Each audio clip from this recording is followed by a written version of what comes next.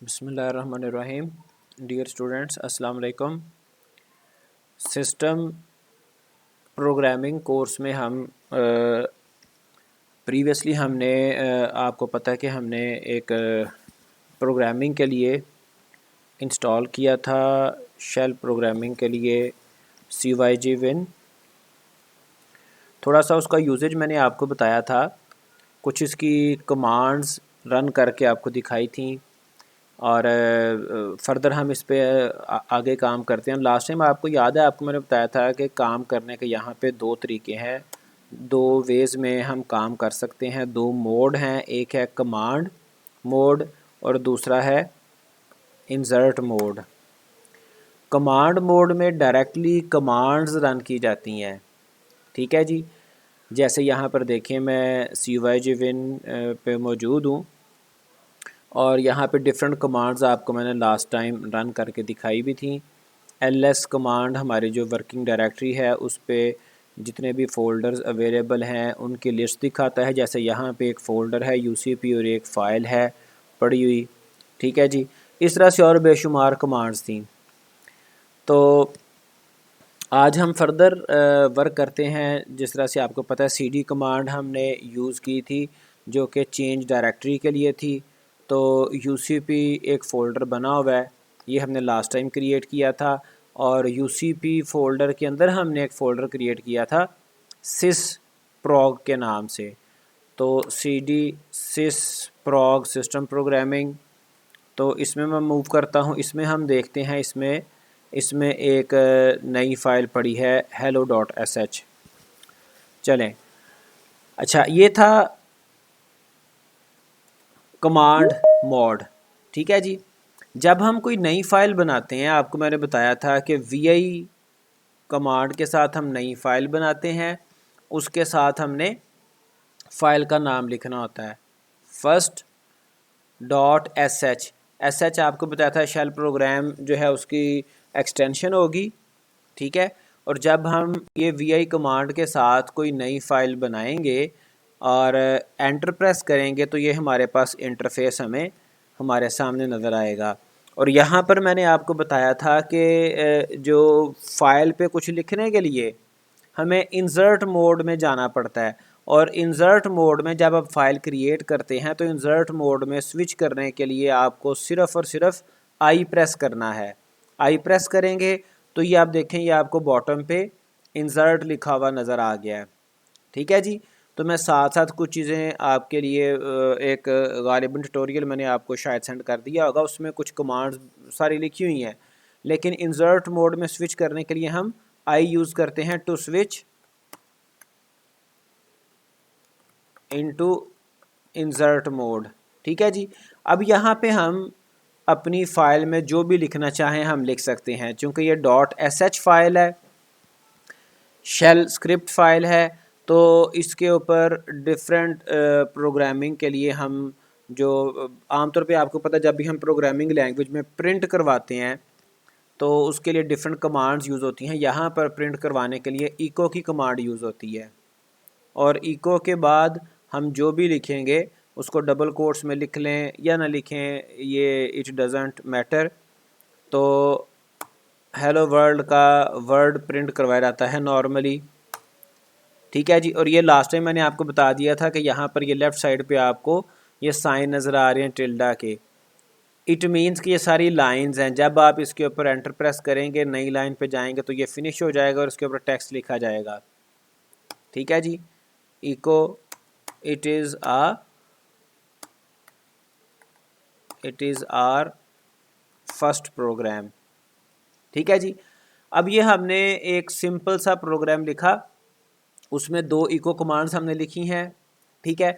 और insert mode में switch करने के लिए आई प्रेस किया जाता है, लेकिन इंसर्ट मोड से निकलने के लिए एस्केप की कमांड यूज़ की जाती है, to exit from insert mode.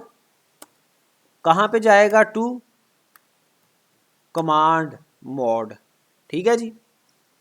तो ये देखिए, इस वक्त मैं फ़िलहाल ये बॉटम पे आपको इंसर्ट लिखा हुआ नज़र आ रहा है। मैं यहाँ पे एस्केप प्रेस करूँगा तो ये इंसर्ट मोड से बाहर आ गया। अब इंसर्ट बॉटम पे ये लिखा हुआ नहीं है। अब यहाँ पर डिफरेंट कमांड्स आपको मैंने लास्ट टाइम बताई थी। ये जो फाइल हमने बना ली है, इसको सेव करने के लिए जो कमांड यूज़ की जाती है, चूँकि हम इस वक्त कमांड मोड में है, तो कॉलन के साथ W आप प्रेस करेंगे तो ये कमांड यूज़ होती है to save the current file. जैसे यहाँ पे देखिए मैं कॉलन और W लिखता हूँ, एंटर प्रेस करूँगा तो ये यहाँ पे आपको लिखा हुआ नज़र आ रहा है first.sh। ये न्यू फाइल थी और ये रिटर्न राइट हो चुकी है और इसमें ये 2 लाइंस हैं और 28 इसके करैक्टर्स हैं। ठीक है जी, तो अब ये हमारी फ़ाइल सेव हो गई। अब यहाँ से इसको एग्ज़िट करने के लिए, इस फाइल जो हम नई फाइल हमने बनाई, यहाँ से एग्ज़िट करने के लिए कॉलन Q कमांड यूज़ की जाती है to exit from to command mode या प्रॉम्प्ट मोड, प्रॉम्प्ट कह सकते हैं आप। तो यहाँ पे जब फिर मैं फर्दर इसके ऊपर कॉलन Q प्रेस करूँगा तो ये यहाँ से एग्ज़िट कर जाएगा। और एक और आपको बता दूँ कि यहाँ पे आप कॉलन WQ भी यूज़ कर सकते हैं to save and exit successfully. To save file मतलब करंट फाइल जिस पे आप काम कर रहे हैं, तो करंट फाइल को सेव करेगा और एग्ज़िट कर देगा कॉलन WQ। ठीक है जी, तो अब हम यहाँ पे यानी कि VI एडिटर से एग्ज़िट कर गए। ठीक है जी, अब हम यहाँ पे देखते हैं LS कमांड को चला के कि हमारा जो फोल्डर था, यहाँ पे आपको देख लें first.sh और hello.sh। hello.sh हमने लास्ट टाइम इस पर थोड़ा सा काम किया था, तो अभी थोड़ा सा वर्क किया था और उसके बाद हमारा लेक्चर मतलब फिनिश हो गया था। तो first.sh अभी हमने अपनी फ़ाइल बनाई है। अब इस फाइल को रन करने के लिए हमारे पास जो कमांड यूज़ की जाती है वो मैं आपको बता देता हूँ।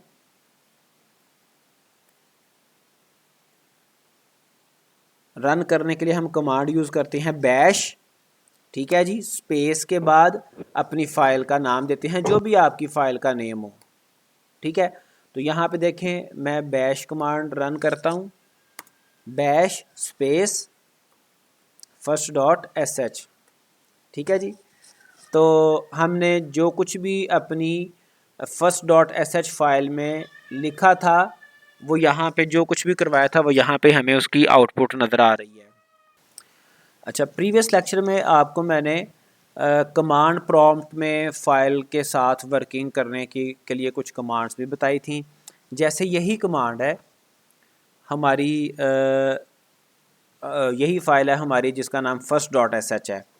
मैं इस फाइल को ओपन करता हूँ, VI स्पेस first.sh।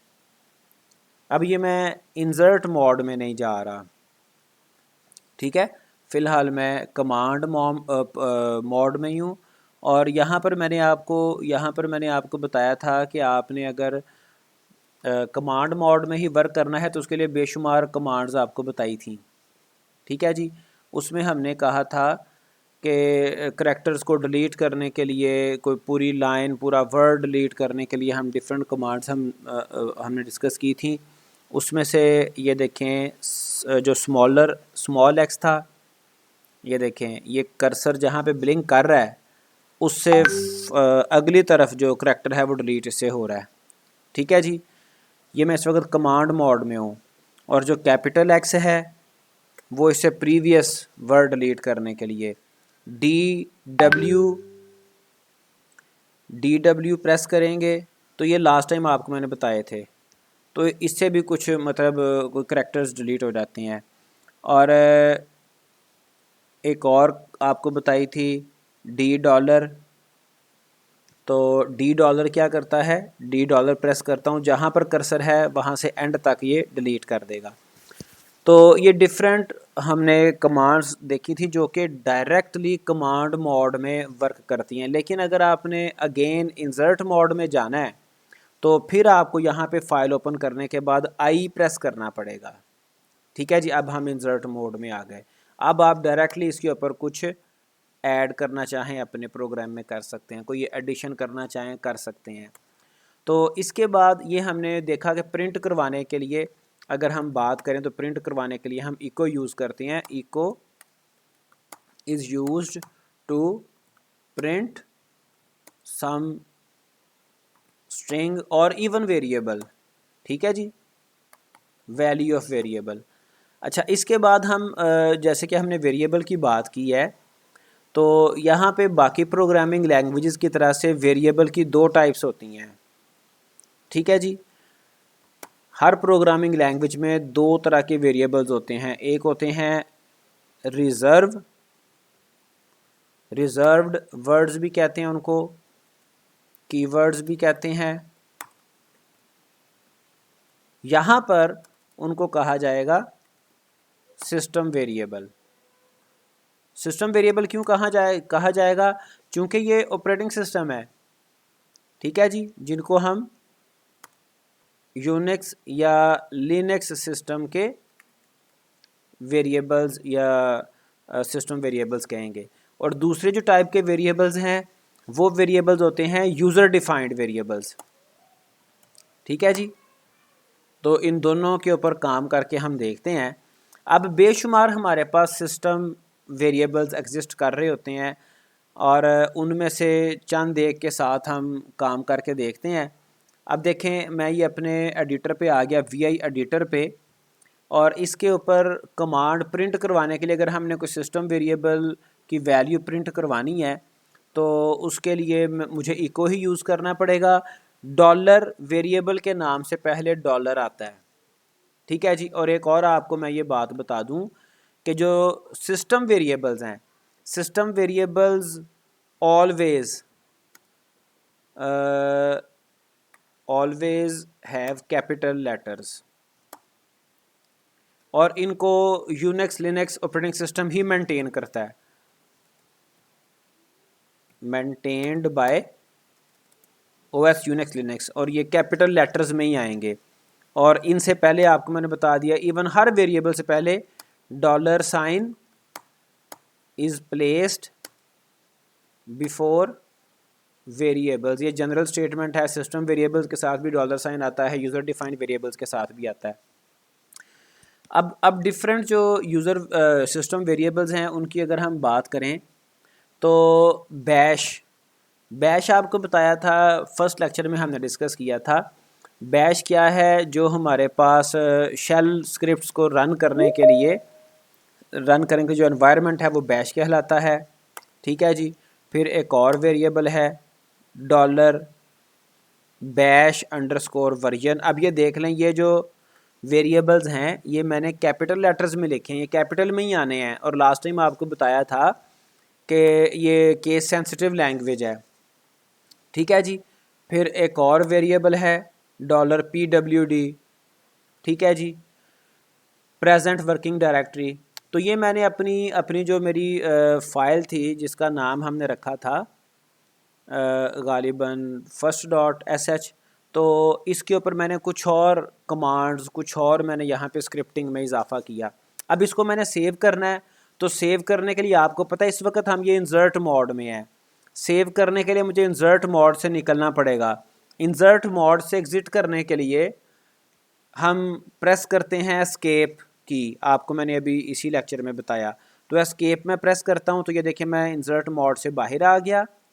अब मुझे क्या करना है, इस फाइल को सेव करना है, $W सेव के लिए, और इसके साथ ही अगर Q लगा दूंगा तो सेव भी करेगा और एग्ज़िट भी कर देगा, ठीक है जी। तो ये फ़ाइल हमारी सेव भी हो गई और ये इंसर्ट मोड से एडिटर से VI एडिटर से एग्ज़िट भी कर गया। ये देखें, ये मैंने VI एडिटर के साथ में काम कर रहा था, ठीक है जी। अब मैंने अगर इस फाइल को रन करना है तो बैश first.sh, ठीक है। तो ये देखें हेलो वर्ल्ड पहले मैंने प्रिंट करवाया था, it is our first program. अब मैंने जो सिस्टम वेरिएबल्स यूज़ किए थे, ये देखें, ये मैंने सबसे पहले $बैश को प्रिंट करवाया, और वो बता रहा है वो बैश कहाँ पे पड़ा हुआ है, यूज़र के फ़ोल्डर में बिन, और उसमें बैश पड़ा हुआ है।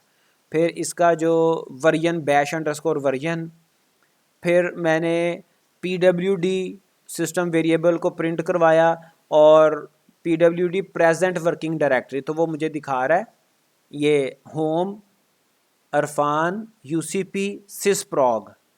तो आपको आइडिया है कि हम प्रीवियसली अपने इन फोल्डर्स में, इन डायरेक्टरीज में हमने स्विच किया है।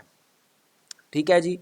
और दूसरी बात आपको ये बता दूं कि अगर आपने सिस्टम वेरिएबल्स देखने हैं जो हमारे सिस्टम में मतलब मौजूद हैं करंटली, तो आप यहाँ पे कमांड रन कर सकते हैं।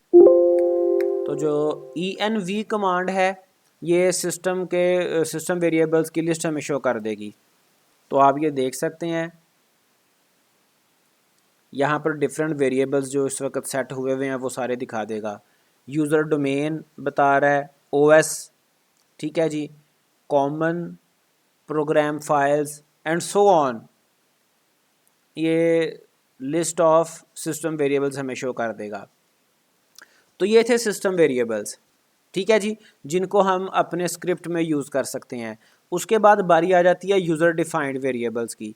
अब यूज़र डिफाइंड वेरिएबल्स हम सिंपल वेरिएबल का नाम लिखते हैं। एक बात आपको मैं बता दूं कि यूज़र डिफाइंड वेरिएबल्स नॉर्मली तो ये कंटेन लोअर केस लेटर्स, ठीक है जी, ये लोअर केस लेटर्स कंटेन करते हैं। इट इज़ नॉट कंपल्सरी नहीं है, आप उसको मिक्सअप भी कर सकते हैं। और user defined variables UDV never starts with any digit. What does it mean? ये स्टार्ट होंगे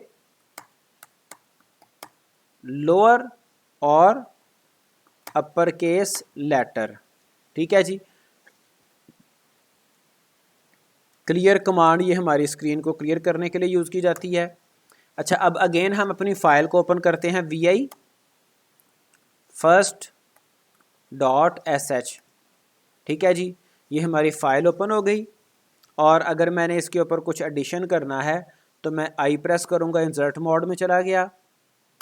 अब यहाँ पे मैं कोई वेरिएबल डिक्लेयर करता हूँ, कोई वेरिएबल, मैंने यहाँ पे वेरिएबल लिखा नेम और इसमें कोई वैल्यू मैं स्टोर करवा देता हूँ, UCP सिस्टम प्रोग्रामिंग। ये जो इसमें वैल्यू है उसका अपर केस लोअर केस से कोई ताल्लुक़ नहीं है। अब इस वैल्यू को मैंने प्रिंट करवाना है, इको, और यहाँ पे मुझे अब जो वेरिएबल का नेम है वो लिखना पड़ेगा, लेकिन उससे पहले डॉलर का साइन, डॉलर नेम, ठीक है जी।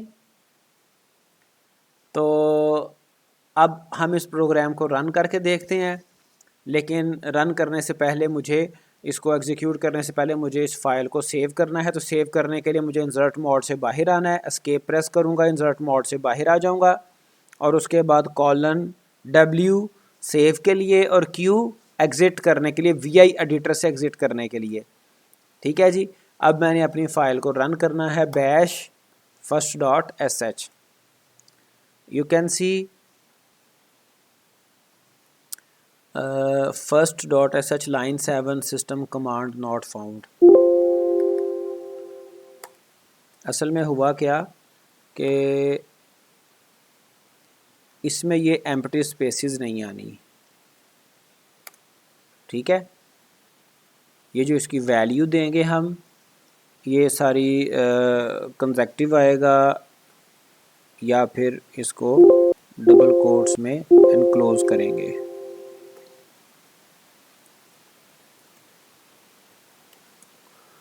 अब इसको एस्केप प्रेस किया, एग्ज़िट किया और इसको मैंने सेव और VI एडिटर से एग्ज़िट कर लिया, bash first.sh, ठीक है जी।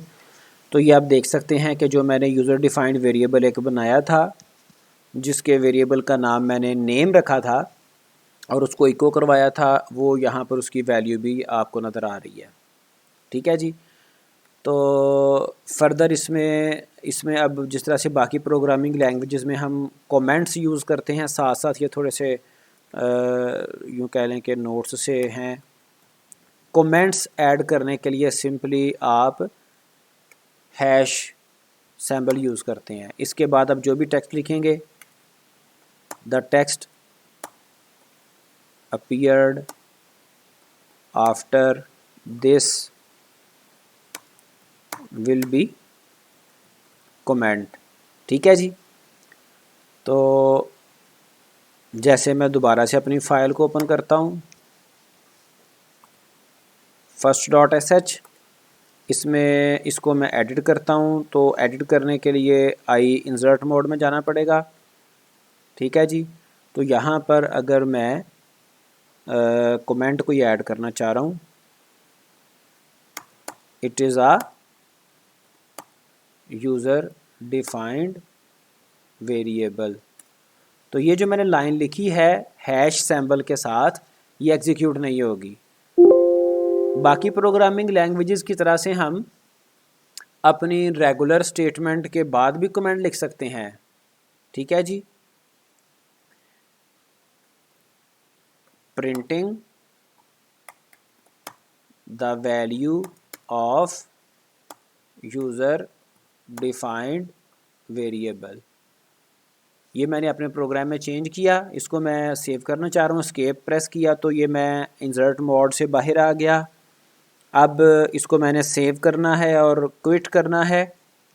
वी आई एडिटर को तो $W सेव के लिए और Q क्विट के लिए, एंटर प्रेस करूँगा, ये बाहर आ गया। अब इसको मैं रन करता हूँ, बैश first.sh।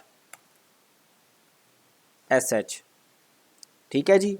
तो ये आप देख सकते हैं हमारा जो हमारी आउटपुट थी वो सेम एज़ है, लेकिन जो हमने वो हैश सिंबल के साथ लिखे थे लाइंस, वो उनका ना तो कोई एरर आया, ना ही कोई यहाँ पे वो एक्स्ट्रा हमें प्रिंटिंग में कोई वर्ड्स मिले। व्हाट डज़ इट मीन कि ये कमेंट्स जो हैं उनको